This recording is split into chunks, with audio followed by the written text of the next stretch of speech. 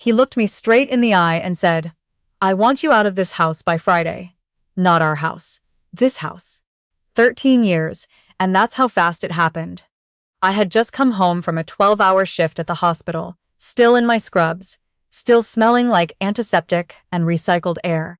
I had picked up Thai food on the way back because my husband had texted me that afternoon saying he was tired and didn't feel like cooking. So I stopped. I stood in line for 20 minutes. I carried the bag home through February slush with my fingers going numb around the plastic handles. He was sitting at the kitchen table when I walked in. Not watching TV. Not on his phone. Just sitting there in the dark with his hands folded in front of him, like he was waiting for a meeting to start. I remember setting the takeout bag on the counter and asking if he wanted plates or if we were eating straight from the containers. He didn't answer. He just looked at me the way you look at something you've already decided to throw away. Then he said it. "I want you out of this house by Friday." I actually laughed. Not because it was funny, because my brain genuinely couldn't process it as a real sentence. Friday was 3 days away. "What are you talking about?" I asked. He didn't raise his voice. He didn't fidget. He had clearly rehearsed this, or at least rehearsed the version of himself he wanted to be in this moment. Calm, decided, unmovable. "This isn't working anymore," he said. "I've been unhappy for a long time. I think we both know that." I did not know that. That was the thing. Looking back, people always say you must have seen the signs. And sure, things had been quieter between us. He'd been distracted. He stopped asking about my days at work, stopped filling me in on what was happening with his. But we'd been together since I was 28 years old. We'd built a life in this house. We had a dog. We had a joint mortgage. We had inside jokes that nobody else in the world would understand. I thought quiet meant we were comfortable. I thought distracted meant he was stressed about work. I was a nurse. I was trained to look for symptoms. Somehow I missed all of his. "How long have you felt this way?" I asked. He shrugged. An actual shrug. 13 years of marriage, and the man shrugged at me. "A while," he said. I pulled out a chair and sat down because my legs weren't going to hold me much longer. The takeout bag was right there on the counter.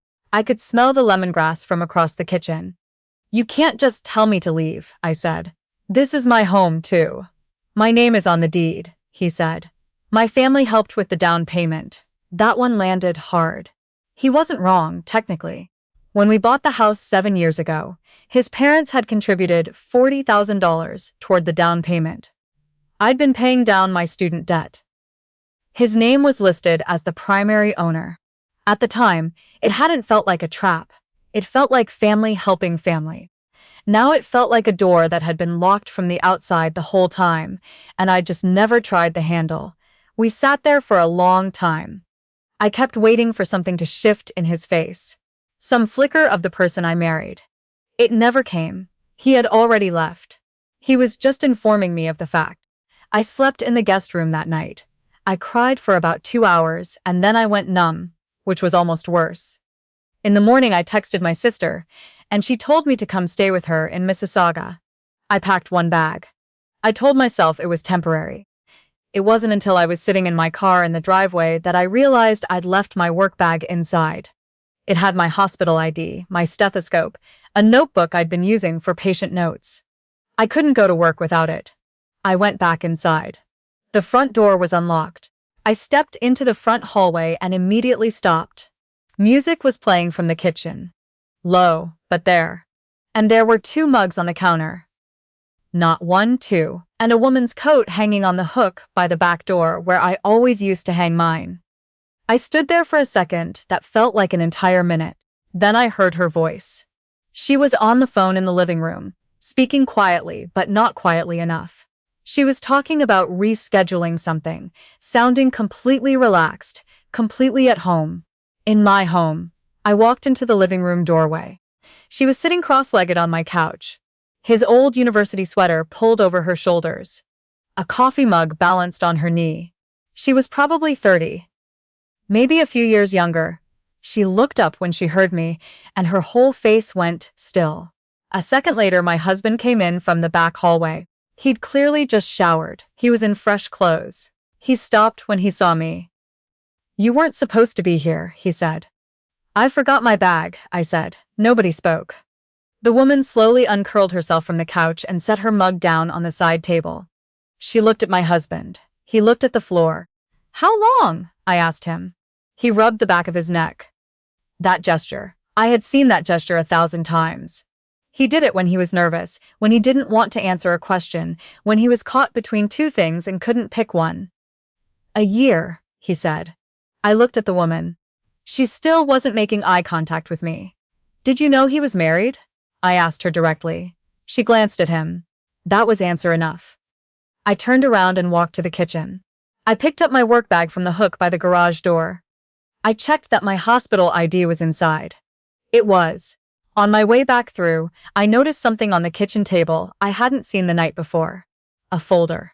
Not a thin one. A thick one. The kind with pockets on each side. The kind you use when there's a lot to organize. It was sitting right there, half open, papers fanned out slightly. I stopped. I don't know what made me look. Maybe it was instinct. Maybe it was the fact that my brain had already shifted into a different mode. The mode where you understand, suddenly and completely, that you have been operating without critical information, and you need to catch up fast. I leaned in. Property documents. His name only. Transfer of title notes with a date. 4 months ago. A printout of emails between him and a real estate lawyer. A spreadsheet showing our joint savings account over the past 18 months, with withdrawal amounts highlighted. My hands went cold. He had been moving money out of our joint account in amounts small enough not to trigger the automatic alerts I had set up. 2,000 here, 1,500 there. Over the course of a year and a half, the total was close to $60,000. Our emergency fund. My mat leave savings from when we thought, briefly, that we might start a family. Money I had direct deposited from every paycheck for years. I took out my phone and photographed every page. "What are you doing?" he said from the doorway. "Protecting myself," I said. A little late, but better now than never. He moved toward me. "Those are private documents. Created using our joint finances," I said. "That makes them relevant to me." He reached out like he was going to take the folder. I picked it up first, tucked it under my arm, and looked at him. "I'll have my lawyer contact yours," I said. "And in the meantime, I suggest you stop moving money around. The transfers are already documented." His face changed then. That confidence he'd been wearing since last night, that careful, rehearsed calm, it cracked just slightly. Just enough. I walked out the front door with my work bag over one shoulder, the folder under my arm, and his university sweater-wearing girlfriend still standing somewhere behind me in my living room. I sat in my car in the driveway for 4 minutes. I know it was 4 minutes because I watched the clock. I didn't cry. I didn't shake. I just sat there and let the reality land slowly, the way really cold water gets to you. Not all at once, but seeping in. Then I called my sister. Then I called a family lawyer I had seen advertised near the hospital. One of those storefronts in a strip mall that you pass 1,000 times and never think you'll need. I had her number saved in my phone for some reasons. Providence, maybe. She picked up on the third ring. I told her what had just happened. She said, "Don't move any of your own money. Don't move out officially. Document everything." I said I already had. She sounded mildly impressed. Over the next 2 weeks, things moved fast in ways I hadn't expected, and slowly in ways that were genuinely painful. The fast part. My lawyer filed for separation immediately.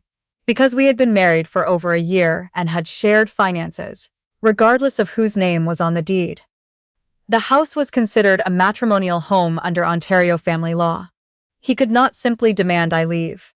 He couldn't force a sale without my agreement. Every transfer he had made out of our joint account over the past 18 months was now part of the financial disclosure process. Every single one. The slow part. Realizing how long this had been going on. During the disclosure process, more came out.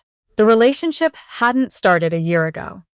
It had started closer to 2 years back, around the time he'd started making excuses not to come to my work events. Around the time he'd suggested we take separate vacations because we needed space. Around the time I'd bought him a birthday cake and he'd barely looked at it. I had handed him a piece of that cake with a candle on it and sung to him, and he had already been seeing someone else for 3 months. I spent about a week being absolutely furious at myself for not seeing it. My sister talked me out of that fairly quickly. "You were busy saving other people's lives," she said. "You were trusting your husband. Neither of those things is something to be ashamed of." She was right. I know she was right. It still took a while to feel it. The woman, I eventually learned, had her own apartment downtown. She hadn't known everything about his situation at the start, or so she claimed, anyway. But by the end she knew enough. She chose to stay anyway. That was her choice to make. I decided I didn't need to spend any more of my energy on her. My husband, on the other hand, had told people, friends, some family, that our marriage had run its course, that we'd grown apart, that it was mutual.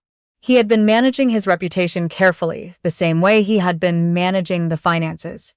Same method, different currency. What he hadn't counted on was how fast people find out when the full story comes out. Our mediator was the one who really changed things. She was a no-nonsense woman in her late 50s, and she did not let him glide through the disclosure process the way he'd apparently hoped to. Every line item in that spreadsheet had to be accounted for. Every transfer. Every withdrawal. The $60,000 he had quietly moved out of our savings had to be returned to the settlement pot. He didn't like that.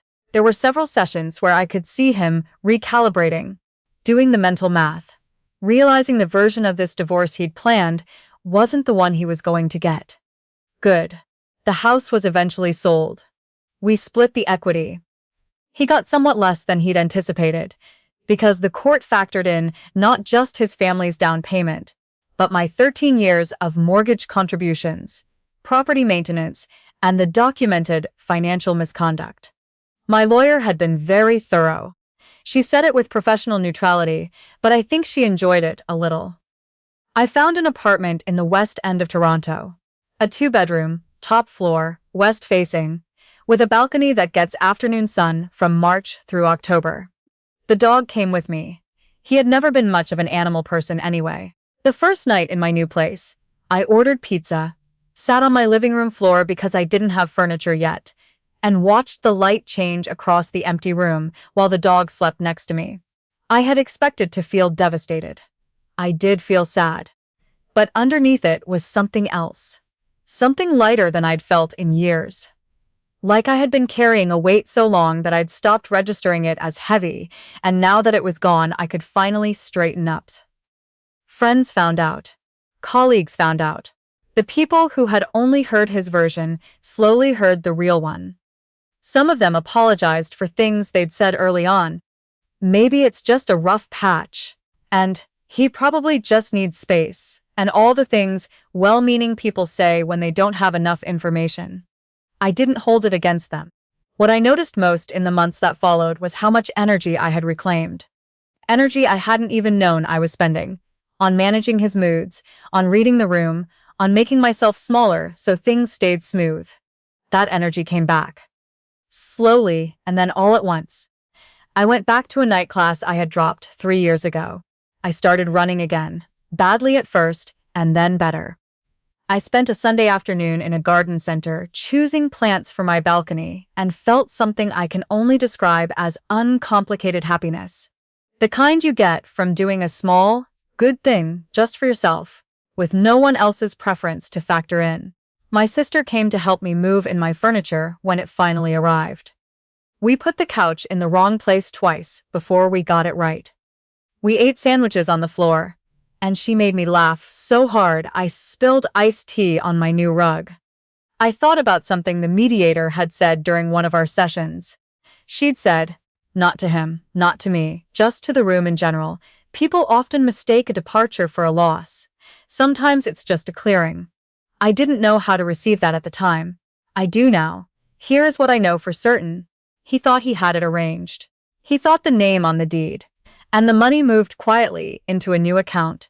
And the pre-planned conversation at the kitchen table added up to a clean exit on his terms. He thought he had managed this in a way where he came out intact, and I walked away with 2 suitcases. And nothing else. He was wrong.